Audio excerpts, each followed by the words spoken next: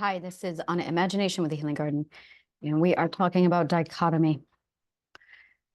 I am at a wonderful place in my life where when you get to the point of truth, you expand your body out, you sit back and settle into the new logic that is. And because you have this magnificent point of just solid, pure logic, one of the things that you start to realize is how much our lies are all over the place. And one of the most common ones is the word and the concept of dichotomy. I've been really just sniffing around at this concept for a while. It bugs me. And now I know why. It's because it doesn't exist and it's bullshit. There's no such thing as dichotomy. There is no fucking such thing as dichotomy. It doesn't exist. It's fiction. And I have this thing in my head that keeps telling me, oh, these things are opposed. They can't be together. And I'm going, what am I doing? What am I doing? So I need to explain this to me. The first time I saw the concept of dichotomy in an example is, first of all, I have to clarify, there's irony, which I love irony. Irony is like, oh, I love irony and I have a relationship. So irony and I have a relationship. Satire. Oh, yes. So there's that over there. So I've got my irony over here. I've got my satire over there. I'm in a happy place. And then I got dichotomy and I'm just going, what the fuck are you? The first time I confronted dichotomy, it was such a wonderful sunny afternoon. I was at my grandmother's house and she was quilting and she was putting together this quilt for my cousin. And it was a ballet dancer with a gun. And I'm going, what the fuck is with a gun? I didn't say those words to my grandmother. Yeah. But she went, well, very calmly too. She's like, Harley is both a ballet dancer and a hunter. Did she shoot the swans in Swan Lake? Like, that's the only thing I could think of was she's, you know, do. And I'm just like, what? This, my brain, and all I could think of for 25 years was this really weird version of Swan Lake, where she's walking around carrying the gun and she is both hunter and swan. Like, it just, that was my introduction to dichotomy. So I remembered how jarring that was, how much it bothered me. Yeah, they have to be separated. Why do they have to be separated? Why does she? I thought this too. Why does she get to have her dichotomy? Well, I'm beaten for mine. Oh, I was so fucking pissed. It wasn't fair. So I'm sitting here watching this whole concept. Like, this was the introduction to dichotomy.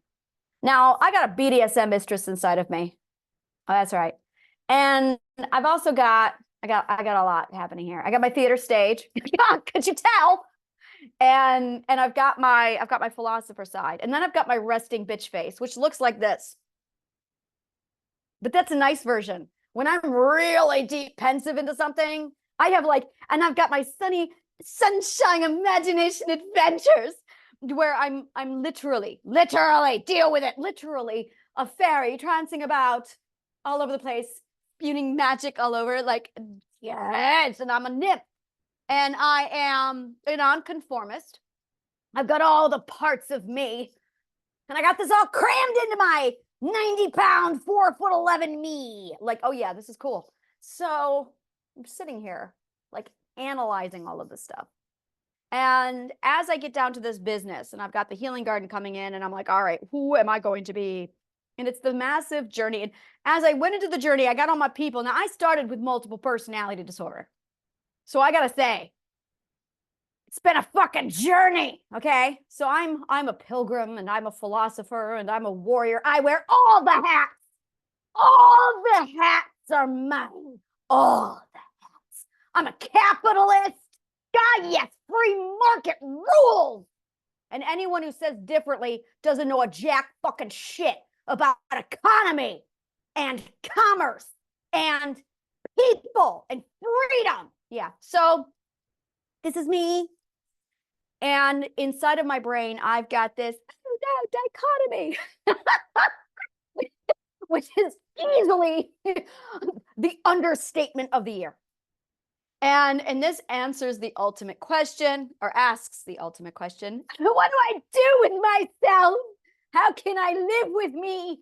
So that's it. I live in this constant turmoil of how do I live with myself? This is what dichotomy does. This is what dichotomy does to us.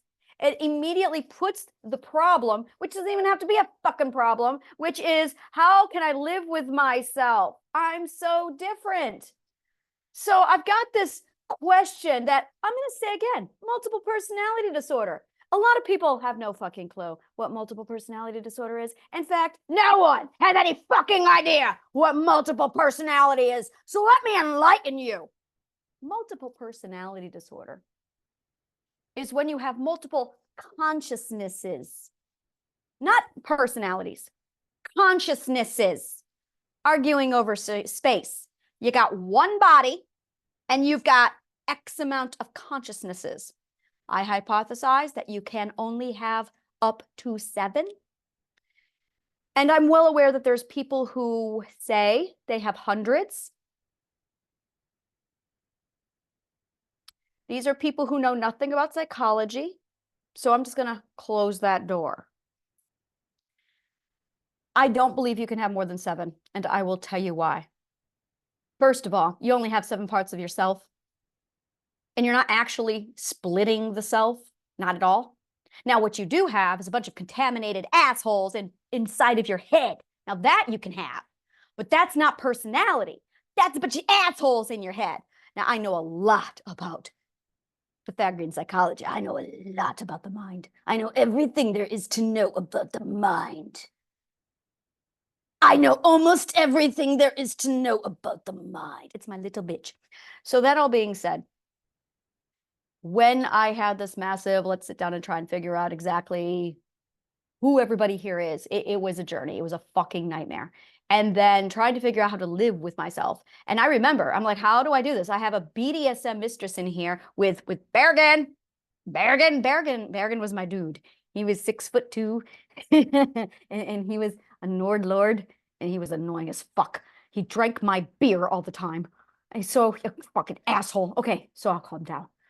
Bergen and I, we had fights. We went war with each other. So a lot of tension there. And then I had sunshine imagination. I had my gorgeous imagination. Well, I am imagination, so that's different. She wasn't an alter. She is part of me. She's me. So they all actually are me, but imagination was my core. And trying to figure out how all this worked and who was in charge, it was very, very complex. And that's just it, is your personality doesn't split. Your personality doesn't split at all. It's more like compartmentalization. If they really want to use the right word, multiple personality disorder is more like compartmentalization. It's compartmentalizing all of your personalities. That's really what it is, except you have a consciousness for every single personality. So I had a BDSM mistress personality. I had Joanna. Joanna was my New York City chic, classy Broadway show, theater going, high class. So I had my high class broad. I had my high class broad, and then I had my BDSM mistress, and then I had my hippie. Yep, that's right. And then I had Bergen. I had my dude, which was a old Viking Nord Lord. Yes, that's right. So I'm going, all right, these are my people. And merging them all together, integrating them, started a chain reaction where I just kept integrating. And I'm like, wow, why am I still integrating? And this got interesting. When I started to integrate, I looked into the science of integration, and it's literally the science of integration. And I will be blunt. I am the only one in the world who has done this, knows about it, and has the formula, because I'm the only one who has done this, knows about it, and has the formula. I've checked. Integration is the process of 1 + 1 = 1 greater whole. It is a completely different kind of mathematics. I had to invent integration mathematics just for this creature, because welcome to integration. The concept of a god comes from integration mathematics, which is 1 + 1 = 1, which is a greater whole. They literally merge to become something new. It's like Voltron. It's like Voltron. So photron is 5. It's 1, 2, 1 plus 1 plus 1 plus 1 plus 1 equals 1. That's photron. That's integration. So that you integrate. And here's the thing, with integration, you have to retain your entire true self of identity with the greater whole. And if one of those greater wholes, or if one of those integrated components break off, the whole whole falls apart. It disintegrates. Did you hear what I just said there? It disintegrates. And when it disintegrates, the greater whole ceases to be, and all the components go back to being a single individual component. So we are disintegrated. That's what's wrong with human beings. We are all disintegrated. We are supposed to be one unit where we all are in a network, integrated into a single whole, but we've disintegrated into individual pieces, and now we're all fighting with each other. So we're like a big cell that's arguing with ourselves. And because we're all arguing with ourselves, each other, then we're not integrating, and we are a union divided, which is why we cannot stand. So when I went into this journey, the big thing that kept going in the back of my head was, oh my God, how do you balance a BDSM mistress with a hippie? And that was the wrong question. Thank you, Douglas. That was the wrong question. And it finally got to a point, and this is a question that I've been like bringing with me through my whole life. I'm now, well, not my whole life, since the integration, is how the fuck do I make this work?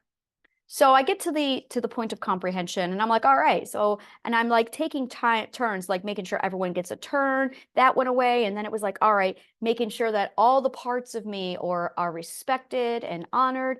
That's solidifying, and I can feel it more and more. I'm becoming one. Well, and I'm at that point where I'm finally one, and I'm going, okay, did I miss anybody? And I went, well, you left out. So I have my business. This is the funny part. I've got my business. And I'm going, okay, so I'm a healer in the healing garden. And I'm going, well, all these people are telling me that you have to put on this healing persona. Well, they don't know a goddamn thing about health or psychology, because look at the planet. So I'm going to throw away them. And I'm just going to look at what nature says. So Mother Nature, what is your opinion? Oh, isn't this different? This is nice. I'm asking you a question like you're here in a chair with me. So you've just released your book. Okay. So I thought I would just run with it. So I'm asking Mother Nature, who's sitting here with me now, Mother Nature. And this is the logic that's just screaming in my head. If dichotomy exists, then why did you make us so that we have dichotomy inside the self? Now, that is not entirely logical. And she says things like, no, that's not logical. So what is the logical conclusion? Well, either you're wrong, you're not wrong, no, or they are. So I'm going, all right, yeah, so man is wrong because, well, so dichotomy is a concept that definitely wasn't invented by Mother Nature, because she doesn't fuck up her math. Bottom line. But man does. Man's really bad at math.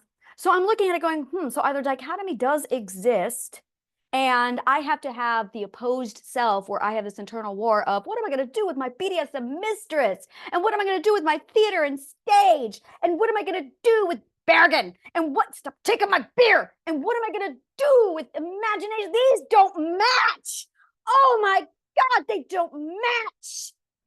And Mother Nature says, do they have to? That's why she's in charge? That's why she's in charge. No.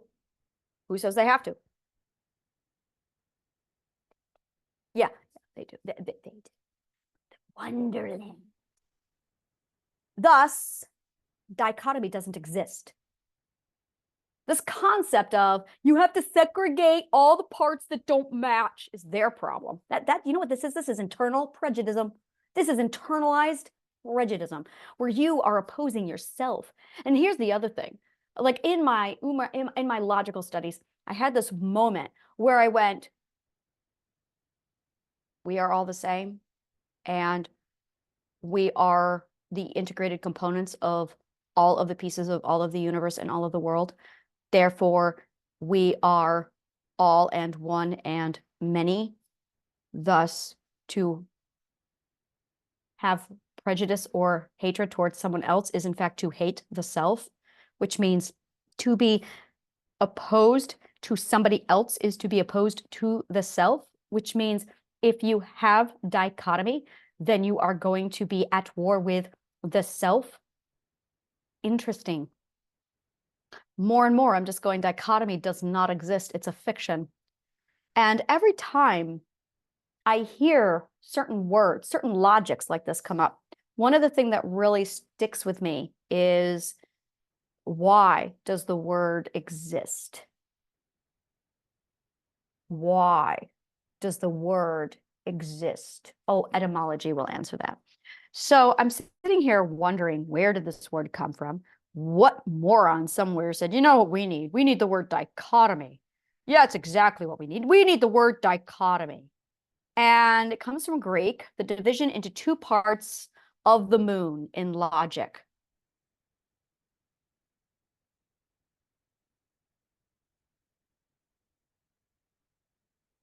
I am a logician. Division into two parts of the moon in logic. Bisection from dichotomous, cut in half.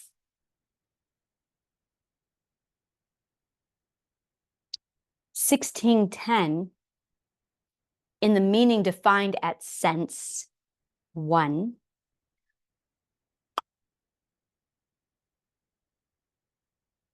What is dichotomy in logic?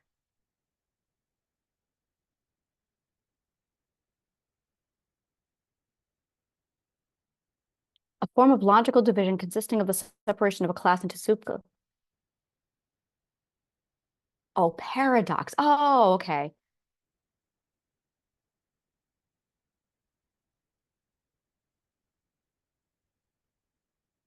Okay, so this is what I do practice. I just didn't know the name for it.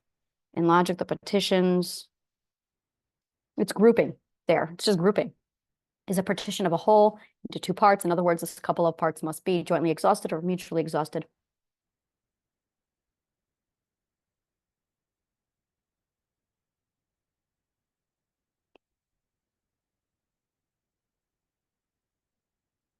If there is a concept A and it splits into parts B and not B, then the parts form a dichotomy.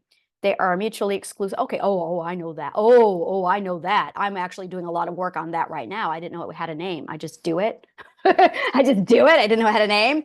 I'm really bad at the names for things, but I do the shit. If there's okay, so this is okay. So love and fear. There you go. So dichotomy. So that's actually a dichotomy. That is seeing logic. It makes sense. Take it outside of logic, and I'm like, what is this thing? Okay, so fear and love. Fear and love is a dichotomy. So here's what it really is. Humans have this concept of, it's called placement. It's a placeholder. This is what it means. It's a placeholder. Dichotomy means there's no placeholder. It's a dichotomy. So you either have a placeholder or you have a dichotomy. And here is how this works. With love, you have love or you don't. And this concept of empty space really fucks with some people's head. They're like, I don't understand. And they need a placeholder. Just because it's A does not mean it's B. It means it's just not A. So you have A and you have not A. So love is A and fear is not A. That's it. In order to have fear, you just need to not have A. That is different from A and B. So you can have a whole lot of A and a whole lot of C and no B, and you're fine. People think that love and fear is A and B, and it's not. It's A and it's not A. So in order to get rid of fear, you just need A. And the less love you have, the more fear you have, because you have not A. Same thing with, and that I learned from the movie Pay It Forward, where she was pissed off. She's like, look, he doesn't hate him. And the man whose face and body were burned up because his father burned him when he was a child said, that's the problem. It's not whether or not he does or doesn't love him. He just has to not love him. Hate doesn't even enter. That's B. That's B. That doesn't even enter into the equation. And there's a lot of, so people really struggle not having a placeholder. They really struggle lacking placeholders. So the concept of dichotomy, apparently, like I said, I didn't realize I had a name, is A and not A. And that absence is what bothers a lot of people, because they want to plug something in, whereas that's not the case. It's either A or it's not A or B. That's a completely different grouping. So you have a grouping where it's A, you have B, you have C. So you can have A plus B, but then you have something like love. The absence of love is just not A, which not A equals fear. So it's not A plus B, it's A plus, or A is in ratio to not A. That's the actual formula for love and fear, is A in ratio to not A, which is dichotomy. So yeah, all right. So in logic, it exists. But when it's applied to human beings, and this makes so much more sense now because it is a tool used for logical argument, but the concept of society using it, claiming, oh, what is your dichotomy? You need to come to terms with your dichotomy. And this is it. See, I had a different word for it. The word I used was self-prejudice. How you doing? Let's use that word. Let's just sit on it for a minute. Self-prejudice. Self-prejudice. Self-prejudice is when you hate a part of yourself and you were taught that you have to segregate. So there's this self-segregation happening. And self-segregation, self-prejudice is really, really hard for a lot of people to understand. And that's where the term dichotomy really comes into social usage. And that's where I got really confused. So as far as self-segregation goes, Mother Nature, and this is where I was looking at it going, why is this such a problem in our society? Because Mother Nature put it there. Here's the rule. If Mother Nature put it there, then it's true. If Mother Nature put it there, then it's supposed to be. Bottom line, if Mother Nature put it there, then it's supposed to be.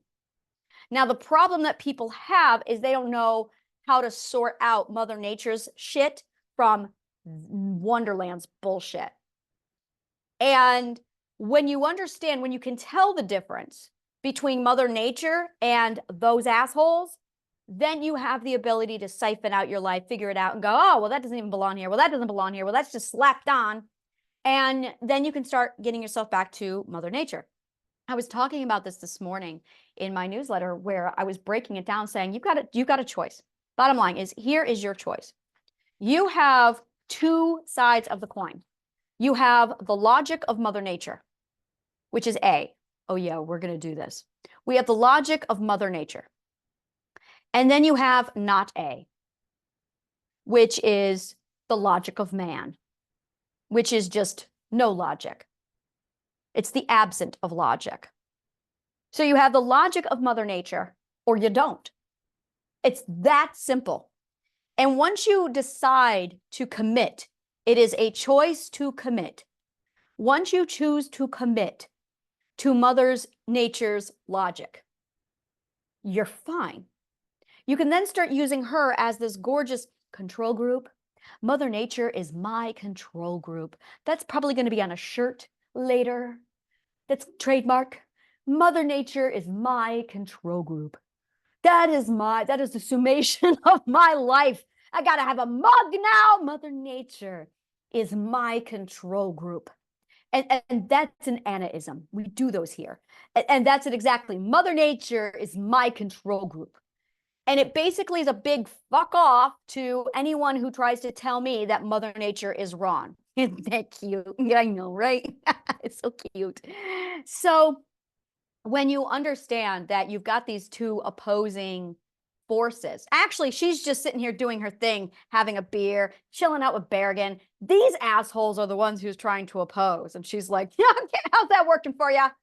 So you've got all these assholes who think they know better than Mother Nature, who are doing their own thing, who abuse other people, who confuse other people. So you either got the assholes or you've got the confused people going, I don't know who I am anymore. Well, that's because you're no longer using Mother Nature as your control group. You got some asshole who contaminated your control group because they think they know better.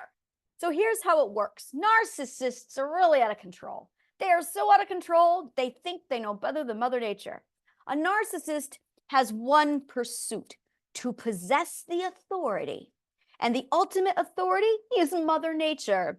So narcissists have all of these tricks, they really do, where they try and put themselves in authority above Mother Nature. And they do.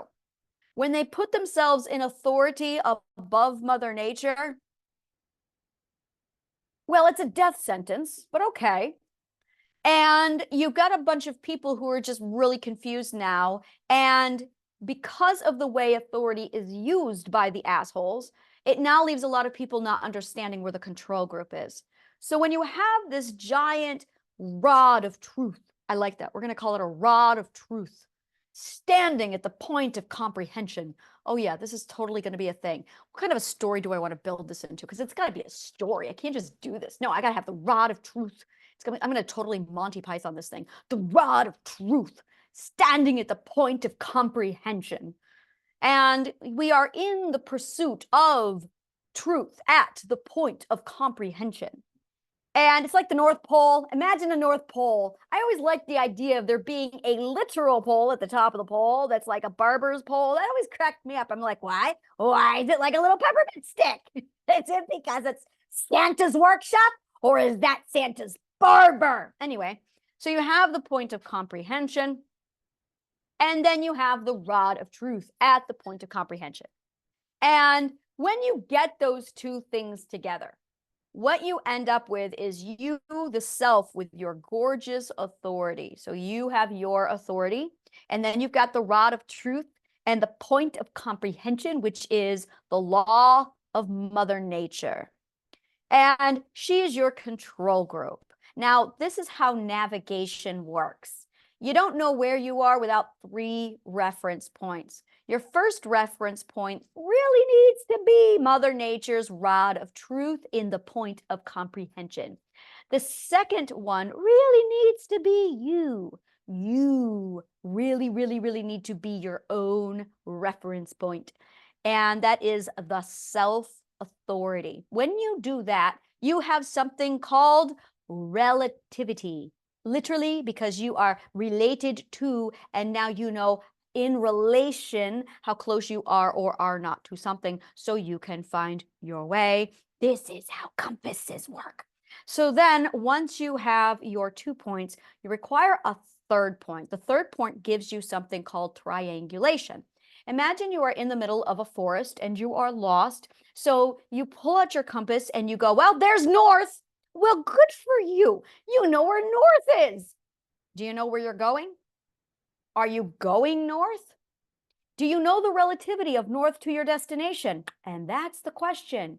You need to know your relativity of north to the destination. Now, north is the rod of truth standing in the point of comprehension, and your job is to get to your destination. So destination is going to be X. You are the self with your authority. You've got your rod of truth, so now you have some comparison, but you've got to have that third point so you can triangulate your position. When you have that data, you now know where you are, who you are. You can tell when someone's lying to you. You become a truth detector. It's really fucking cool. You can tell exactly when someone's wearing a mask, lying to you, bullshitting you, deceiving you, manipulating you. You can see all the truths in all the world, and you're going, wow, I can see all their fucking lies. This is nice. It's really, really nice.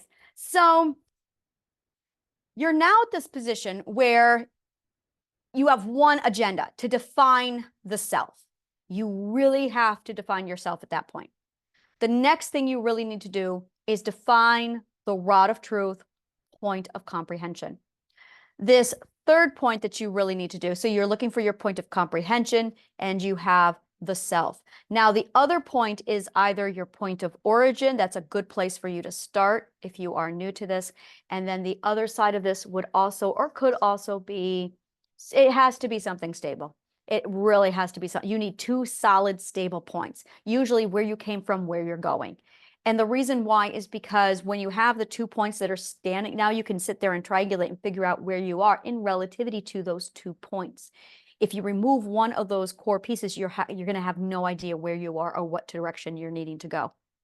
Which is why navigational pieces on ships use a sextant instead of a compass, is because a sextant does not provide sufficient information. They require a sextant to determine their position on the earth. So once you have that point of comprehension, it comes down to the question of where is your point of comprehension? The point of comprehension, there's only one. There's only one. There's the one, which is the rod of truth. And that is built off of Mother Nature. And the other option that you have available to you is whatever the fuck anyone else wants to say it is, but it's bullshit. And that's it right there. Now, who gets to determine the false, or let's just call it the fake point? We're going to call it fake point, okay? So you have the rod of truth at the point of comprehension, and then you've got the fake point. Now, anyone can come along and tell you that they've got a fake point. The problem is they're talking. They're talking. Points of comprehension don't talk. You just use logic. They don't have to talk. Your intuition, this is the best part. Are we all listening? Your intuition is forever pointing at the point of comprehension. It's a compass for the point of comprehension. Your intuition is permanently fixed on the point of comprehension. You follow your intuition and you will eventually end up at the point of comprehension. Your intuition is your compass, and all she does is point you toward Mother Nature's law, the point of comprehension, and the rod of truth. They have a relationship happening. So if you follow your intuition 100% of the time, you're going to be fine. You really are, because it's pointing to that the rod of truth. Now, it is made up 100% of your logic, math, and physics. Intuition is made up of your logic, math, and physics, which is also aligned and made up of the rod of truth and the point of comprehension. So you have logic, math, and physics located at Mother Nature. And you have you located with your intuition of logic, math, and physics.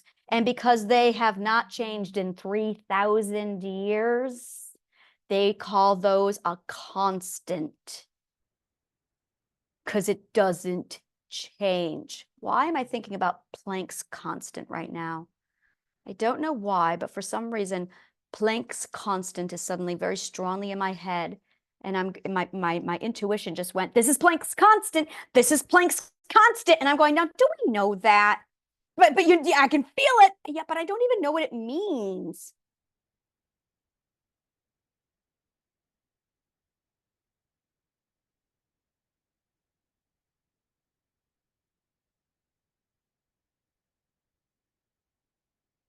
You know what?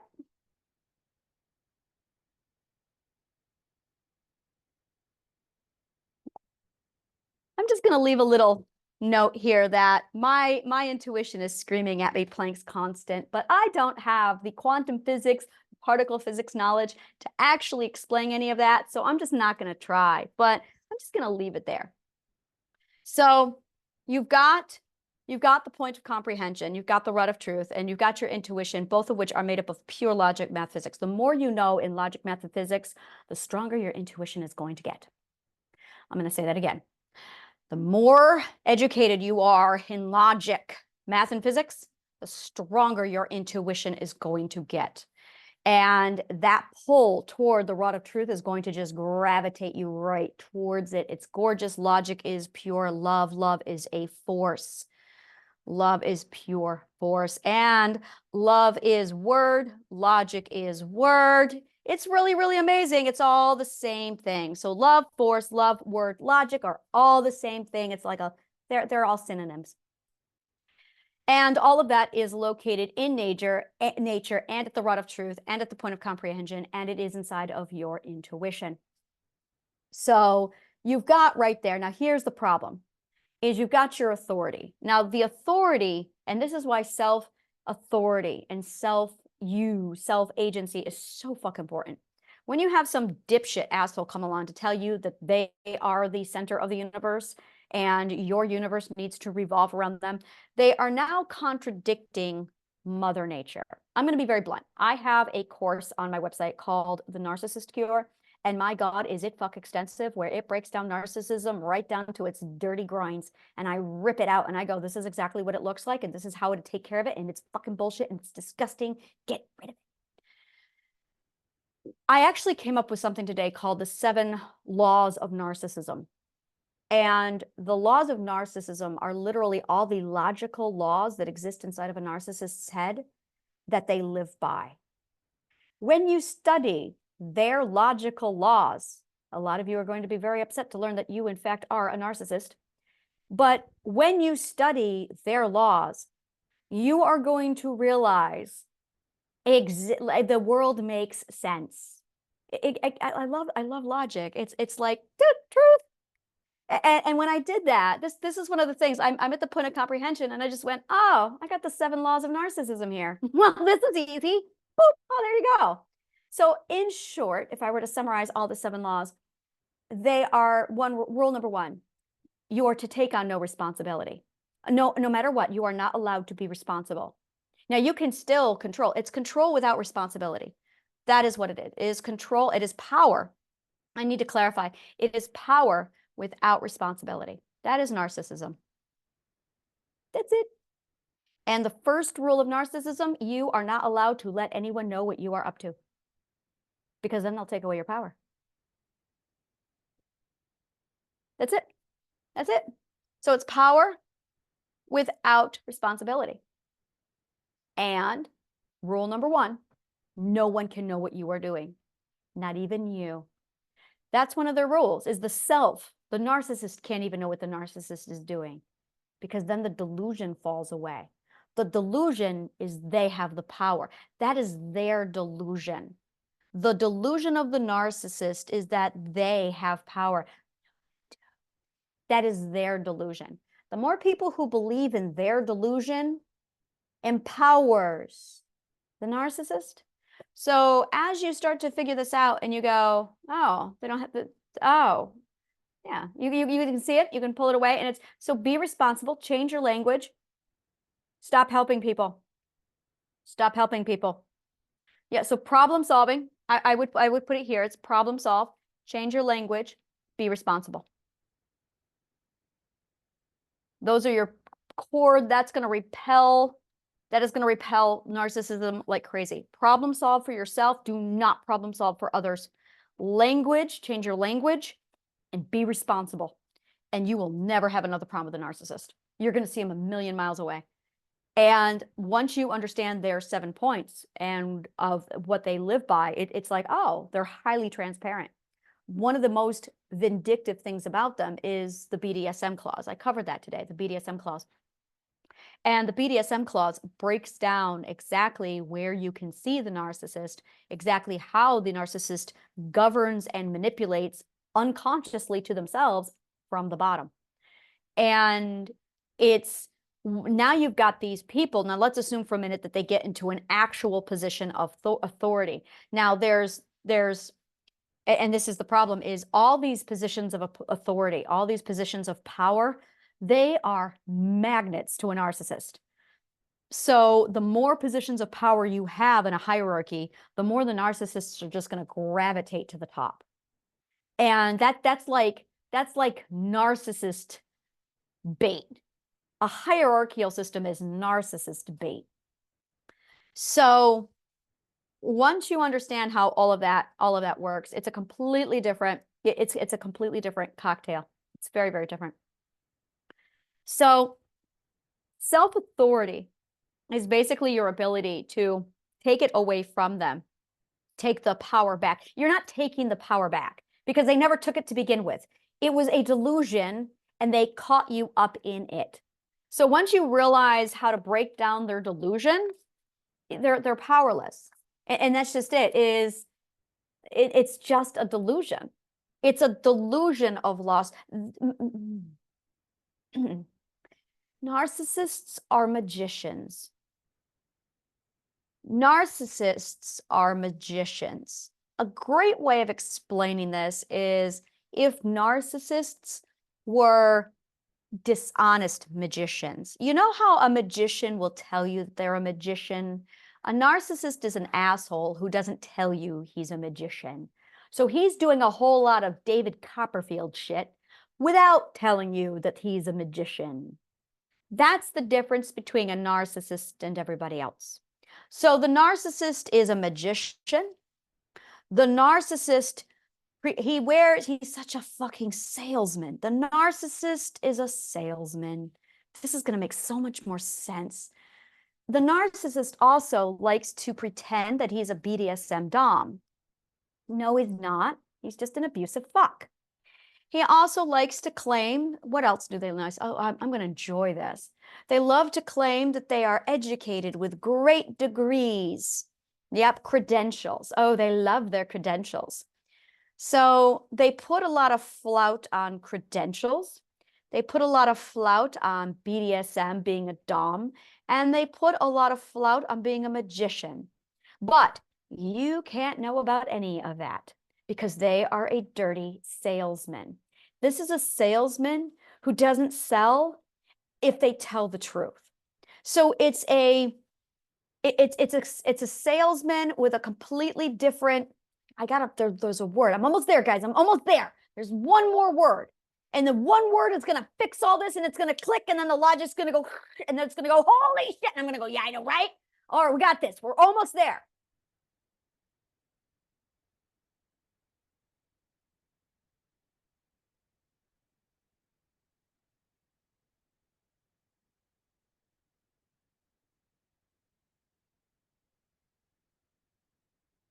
It's never what it seems.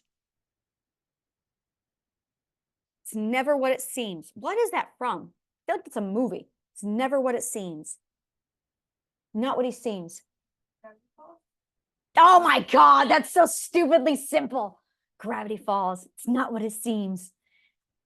No, it's not that. It's not that. It's not what it seems. Oh, you're so close on it. I know, right? You got it. I know. I finally see it. Come on. Logic. Don't fail me now. I can see it. I am looking for the true name of the narcissist. That's what I'm doing. I'm naming them. Yes. I love the point of comprehension. They are the magician who hides that they are a magician. They pretend to be a BDSM dom. They pretend to have credentials, but they're a salesman. Loki. Loki! Weather Loki! That's all this is. It's Loki. It's the god of mischief. That's all. Okay. I'm almost there. Magician, salesman.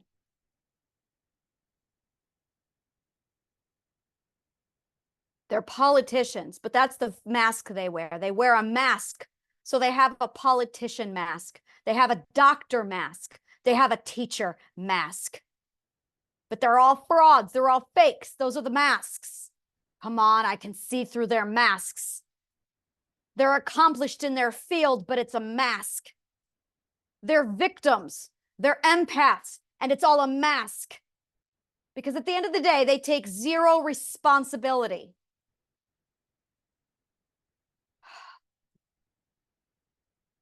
One word to rule them all. Zero responsibility.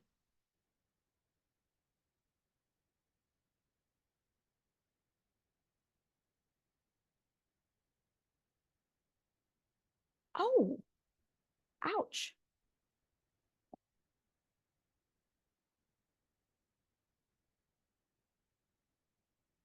Coward.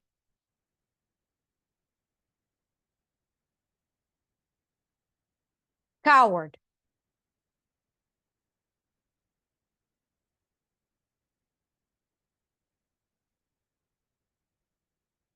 Coward. Coward. Isn't it odd how absent that word is from our vocabulary? I've never heard that word spoken in 30 years. Coward. They're a coward. They are a true coward.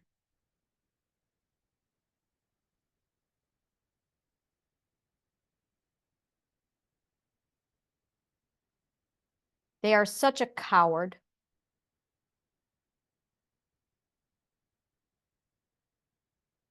that they manipulate with hidden magic.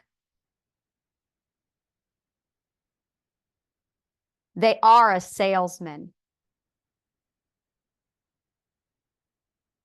So they sell themselves on how great they are on every front. Power, authority,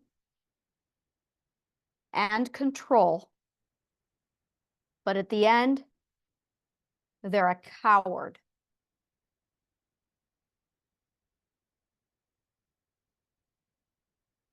They are a cowardly magician. That is a narcissist. The cowardly magician with insanely skilled salesman skills.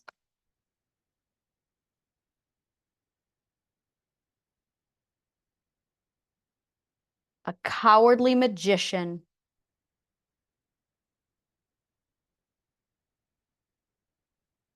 Gilderoy Lockhart. Coward magician salesman. There it is. I knew I'd find the words. Cowardly magician salesman. So they're selling you on all the masks they wear with their talking because they're salesmen. But because they don't present as salesmen, we're not looking for salesmen. They're cowards. Stop using the word narcissist. Don't use it. Don't use it. Do not use the word narcissist. The word narcissist actually means filled with self-love and devotion. They don't have any of that. They hate themselves. It's a misnomer to call them a narcissist, which they did on purpose. It's a red herring. Cowardly magician. Oh my God, it's Gilderoy Lockhart. All I hear is him going, I'm terrible at magic. I'm terrible at everything. I just know one really good memory skill. He has one spell. And the salesman, the cowardly salesman, has one spell. And that one spell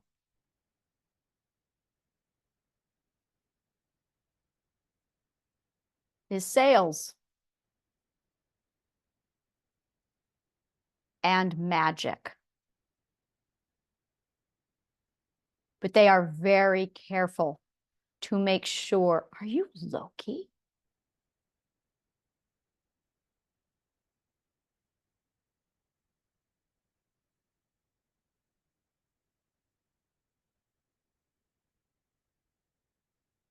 I've done a lot of research on Norse mythology, and this really reeks of Loki.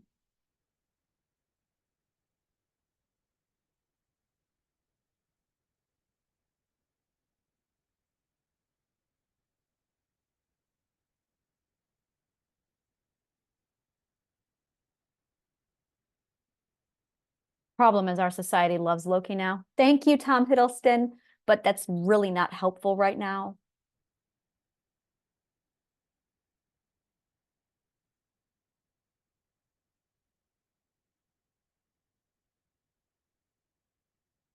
That's why they use words, the spells. Words literally can manipulate a person's mirage, delusion, however they want.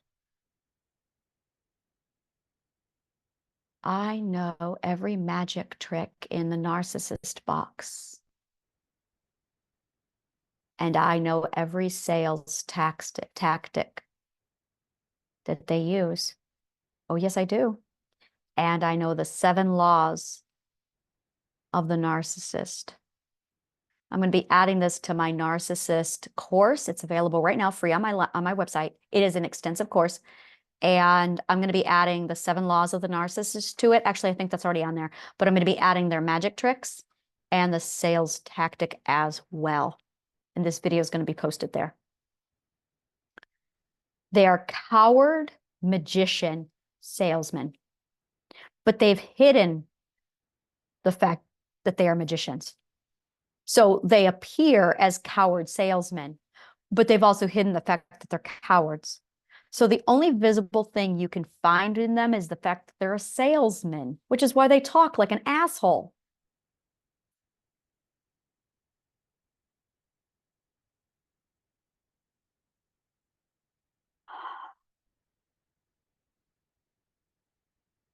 All the logic is just click, click, click, click, click.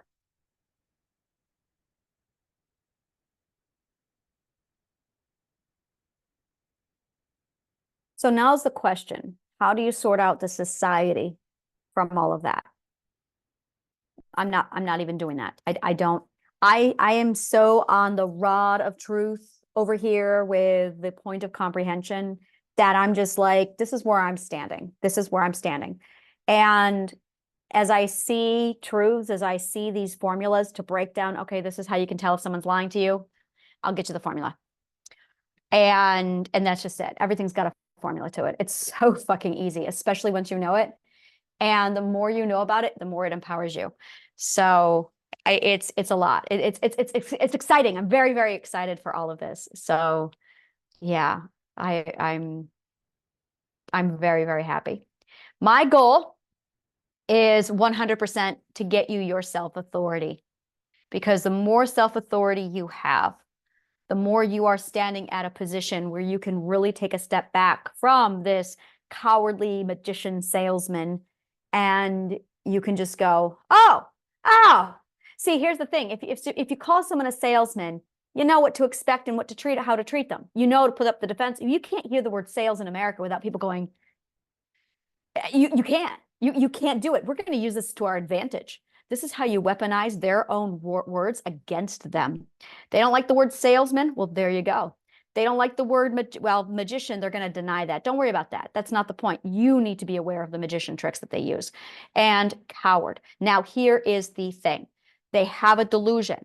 Part of their delusion is getting you to act like them. It's the way our brains work. They want the company.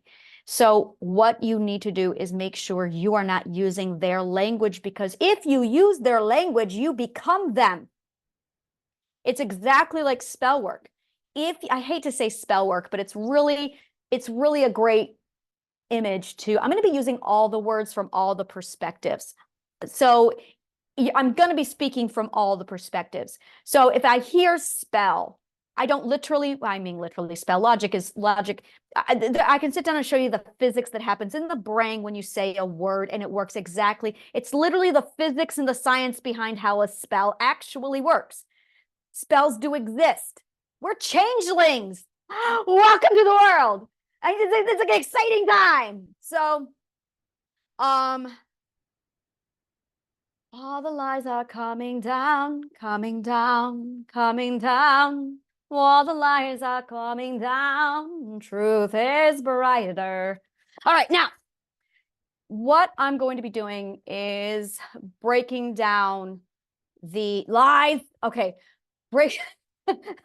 breaking down all the different formulas as I find them. I've got a lot more work to do with narcissism to show you what you need to do to plan you up, armor you up, and get you blocked out.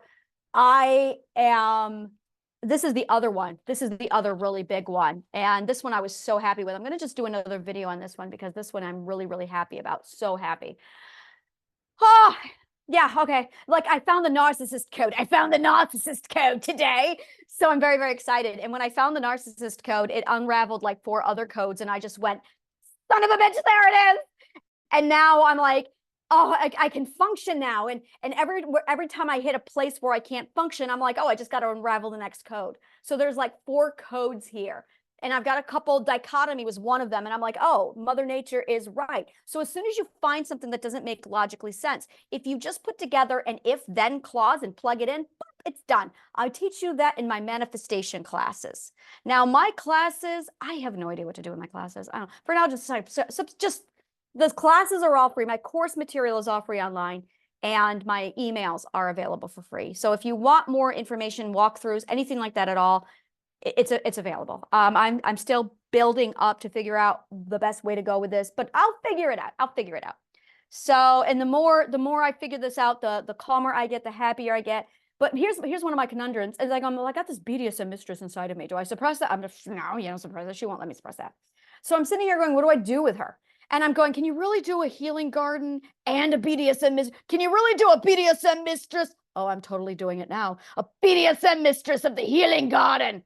Because dichotomy works. I hate that. No, we're not going to call it dichotomy. I'll come up with something, but it's, yeah.